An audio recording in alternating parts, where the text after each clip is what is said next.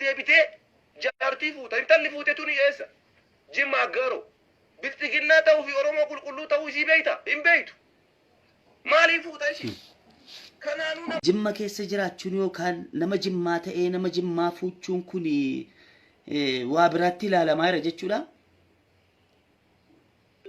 Wanti kun dubbiin kun nu deemsisaa. Maa namni yoo Jimmatti dhalate nama Jimmaa yoo ta'e namni abbaa fedhe dhaaba fedhe keessa yoo jiraate anaaf nama sana gidduu jaalalli yoo jiraate anaaf nama nan fuudhuuf yeroon ani itti fuudhu namatu naaf illata anaaf. Saatiin fedhe an fuudhu, saatiin fedhe dhiisu, saatiin fedhe qabsaa'u, saatiin fedhe dhiisu. Qabsoo jechuun waan onnee kee keessa jiru, waan ati barbaadde jechuudhaan fedhii keetiin quuqama sabboonummaa si keessa jirutiyyi akka ati qabsooftu si godha malee namaaf jettee hin qabsooftu. Namaaf jettee wanta hojjettu, namaaf jettee wanta ati gootu hin jiru. Hidhamuun si galee hidhamuun qofti sabboona nama hin godhu. Hidhamuudhaaf taayee danda'a jechuudhaan namoota basaasuudhaaf hidhamaa ture. Namoota basaasuudhaaf hidhamaan hundi goota miti. Dhaga'i. Maaliif hin hidhamnee rabbitu naan bise? Maaliif hin duunee maaliif maalin taanee isa waa hundayyuu rabbi jira. Tokko lammaffaan kaan immoo darajaa walii baruu dhiisuudha. Roollan bara waan aan hoogganaa paartiiti nama laayisensii qabu. Na bare.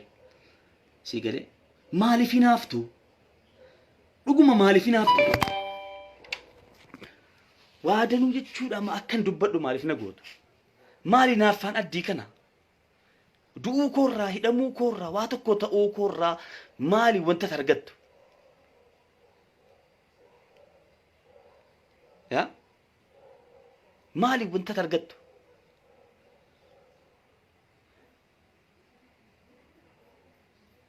Isinii waliin dhaaba tokko, kaayyoo tokko waliin qabsaa'uun qaanyiidha. Waa'ee Jimmaa immoo Jimmaa biyyeen itti dhaladhe biyya kooti. Si galee Jimmaanaaf biyya namni Jimma ta'ee qofaaf jibbama.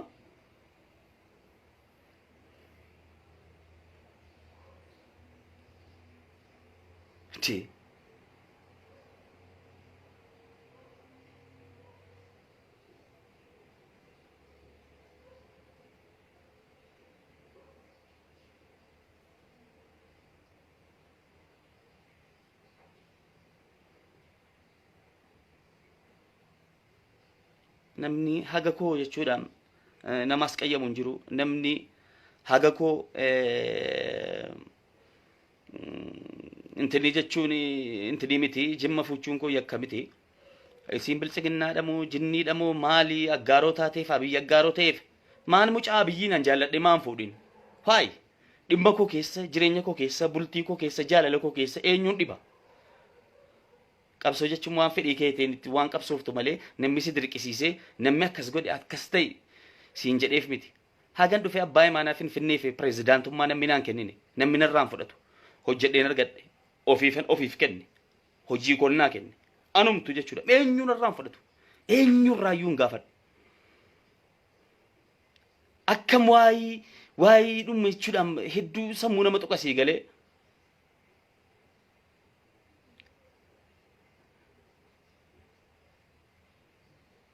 Kunkiin akka keetii dhufee akkana filatuuf miti. Akka itti qabsaa'u, saatiin itti qabsaa'u, saatii maalii mitiin? Si galee haga koo jechuudha haga kana hoogganaa paartiiti jechuudha hoogganaa paartii danuu jiranii Itoophiyaa keessa. Hoogganaa paartii namni haga koo gabba'eedha. Haguma koo barreeffamaanis ta'ee haasaadhaanis ta'ee namni gabba'ee dubbatu jira. Ati fudhadhus hin fudhatinis na tuffadhus bootaas danqe akka sareetti na ilaali. Galuu maal ta'us hoogganaadhaan hoogganaa paartii laayisensii qaba.